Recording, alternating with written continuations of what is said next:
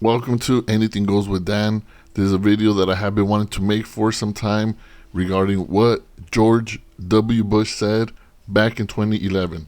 So if you're around my age, you remember George W. Bush as one of the worst presidents in our lifetime. That's what caused the economic downfall in 2008. As you may know, he led us into wars, claiming there was weapons of mass destruction in the Middle East, but he just wanted revenge on Saddam Hussein for threatening to kill his dad. Anyways, we thought he was one of the worst presidents ever. We did not take him seriously. He was a bit of a laughingstock. But now when I look back at what he was compared to what we have now, he definitely was not the worst president. And he actually had a lot of smart things to say. So I want to play this video where he's talking about this isolationism, and we're going to factor that into today's administration and how his fear of what might happen has come true this year in 2025.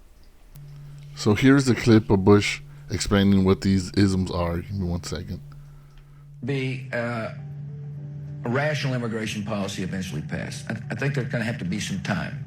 What's interesting about our country, if you study history, is that there are some isms that occasionally pop up. One is isolationism, and its evil twin protectionism, and its evil triplet nativism.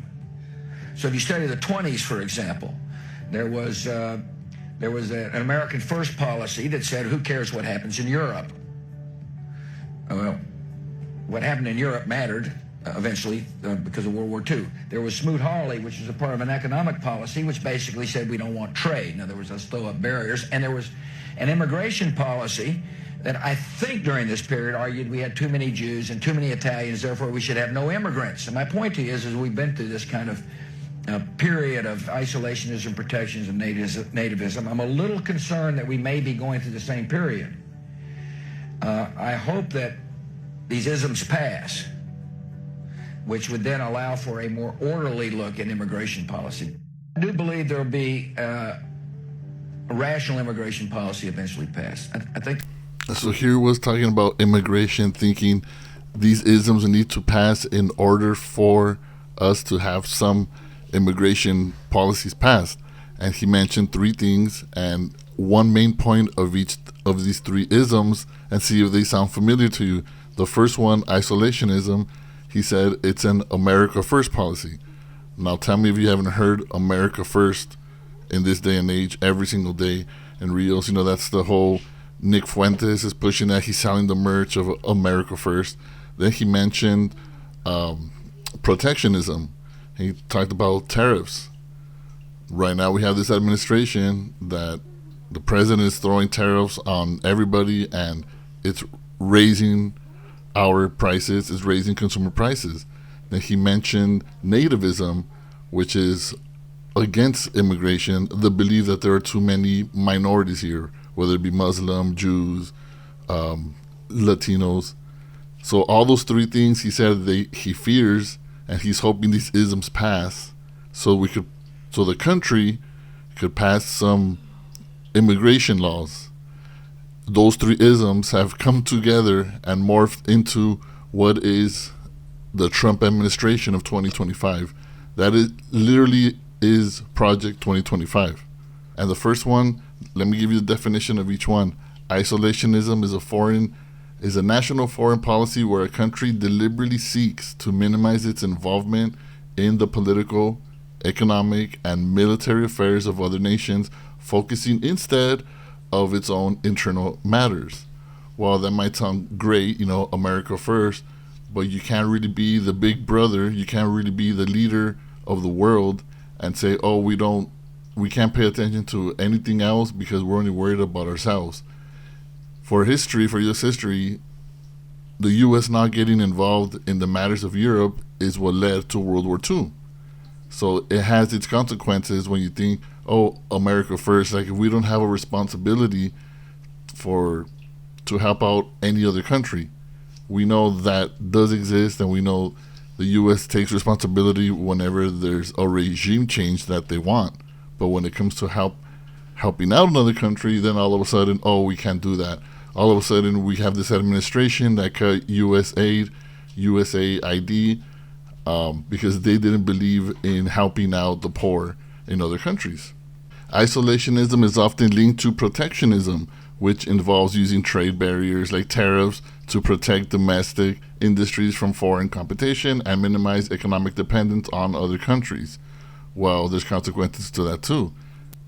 So the consequences from protectionism is a government policy to restrict imports, that's the definition, using tools like tariffs, quotas, and subsidies to shield domestic industries and jobs from foreign competition, aiming to foster local production and self-sufficiency, though it often conflicts with the free trade principles and can raise consumer prices, which is what has happened this whole disastrous year for the U.S. These ideologies have happened in the past. They're nothing new, and they haven't worked. They're not working right now. They haven't worked in the past. This isolationism, this protectionism, and the triplet, like Bush said it, nativism, which is against immigration, against minorities. So let's read that definition. The policy of protecting the interests of native-born or established inhabitants against those of immigrants. So you want to focus on the ones born here, not anybody coming in here.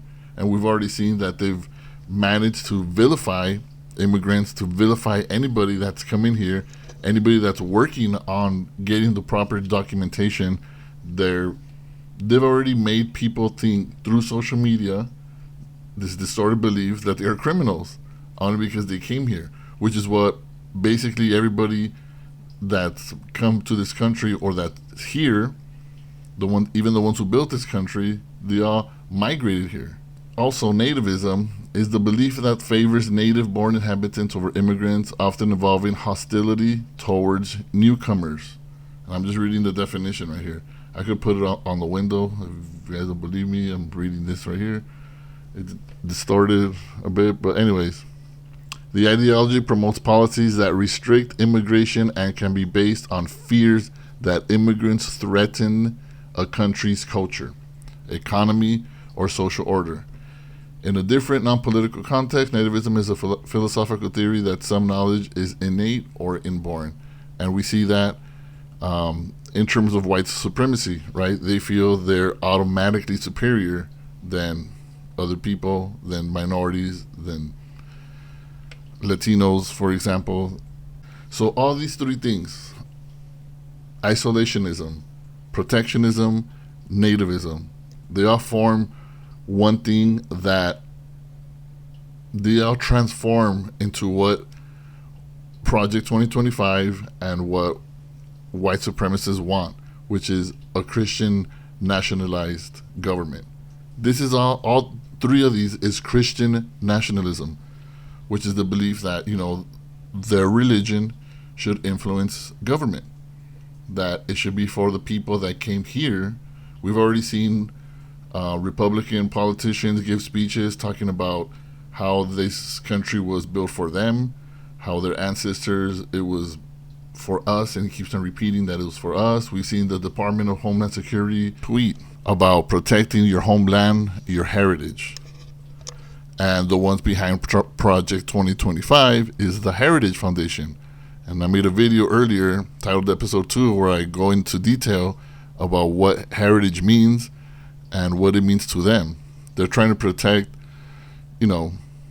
preserve the white people because they feel that they are becoming a minority and they can't have that. And they won't stop at nothing to prevent themselves from being a minority. I don't think that's happening. They're not getting forcefully pushed away. So this thought, and that's something I noticed about Trump since the beginning, he's a nationalist. This is what isolationism means. You're nationalist. You believe that it should only be your country and not worry about anyone else. And that leads to a lot of problems. That leads to a lot of ideologies that minimizes people, that discriminates other people, that you feel they're not part of your nationalism. And that's what we see, the blatant racism going on right now from the government and from people in society right now. nationalism. Right now, the term nationalism is white nationalism, which is pretty much a more sophisticated term for white supremacy. So that's where the belief is that it only belongs to you and everyone else can, kiss your ass and go to hell, pretty much. And we see his policies, his rhetoric is exactly that. You can't ignore it. You can't say, no, he's Christian and he loves everybody and he's welcoming everybody. Oh, but he made Trump accounts to help out the people that are born here. Sure, that's good. And everything else? Everything else what? Maybe that's probably just a loophole to avoid paying taxes for families that generational wealth has been built here. That's actually existed here in California and other states. It just didn't exist in the federal level. So yeah, good for him.